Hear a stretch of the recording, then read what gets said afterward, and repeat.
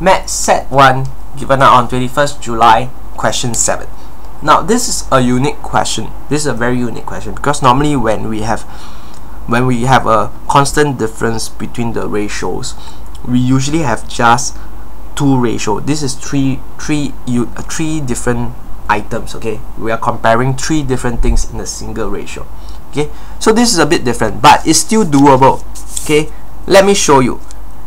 A to B to C at first is 1:5:6. Okay, very clear cut. Okay, 1:5:6.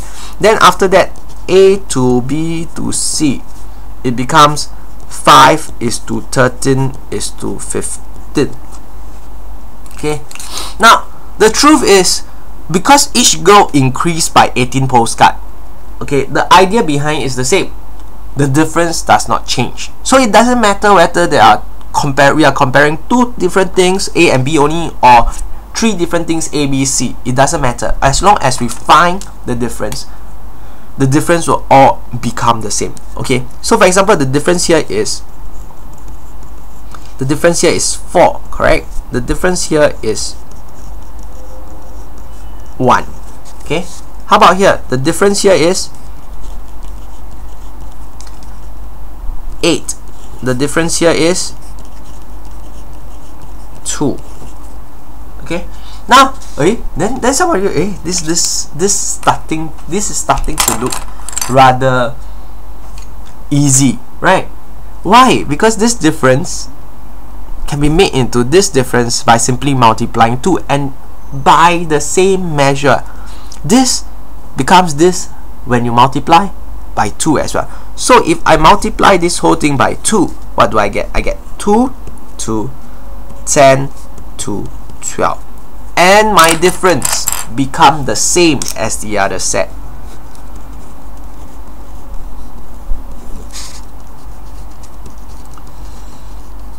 Okay, my difference become the same as the other set. Basically, it has become the same. Okay, so the next step is very easy. Okay, I know each girl bought 18 more postcards, so anyone will give me the answer. So in this case, 5u minus 2u equals 3u. 3u is 18. 1u is 18 divided by 3, 6. Okay, how many postcards do they have at the very end? Okay, so 5u plus 13u plus 15u. Okay, what do I have? Equals to 33u. 33u is 6 times 33, and I get the answer 198. They have 198. What do they have? Wait. Postcards.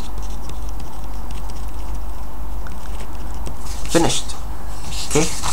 Finally, the very last question. Okay. Now, I've done this earlier this year. Okay, earlier in the year. Another common tricky question. Okay, you have to understand once again. There's two different things here, like the earlier question, number and value. Two totally separate ideas here. Okay, now she has some coins in her saving box. She has 18 less 50-cent coins. Okay, 18 less 50-cent coins than 20 cents. So in actual fact, actual number, 20-cent coins and 50-cent coins. Okay, in actual number, 20 cent I have this much. Okay, and I have 18 less for the 50-cent coin. Okay, so basically this is what it is. That's all. Okay, this is what it is. Okay, now what do I do? First off, I know that if the number is the same, okay, okay, it's very easy to find, because for every one 20-cent coin there'll be a 1 50-cent coin. So every set of 20-cent coin and 50-cent coin would be 70 cents. But that is only if there's an equal number of 20-cent coin and 50-cent coin. Okay, I can find that easily because I am given that the total value is this amount. Okay, this amount, and I can find easily the value of this.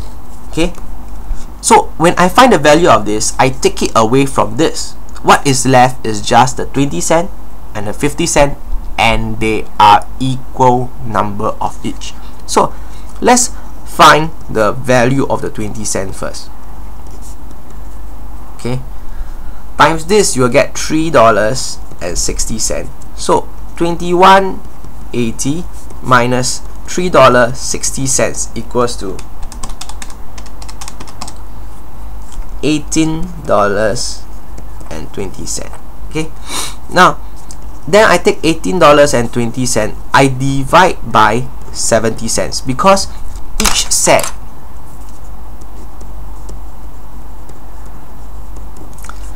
consists of a 50 cent coin plus a 20 cent coin, which is actually 70 cents. So how many sets do I have? I have 26 sets. Okay, now before you jump around and celebrate that's the end and just ignore it, no, that's not the very end, because you have to look right at the start again. 26 is the number of what? 50 cent coins only. Okay, and this is 26 as well. They ask for the total number of coins she has, so that will be 26 plus 26 plus 18, which will give you 70. She has 70 coins.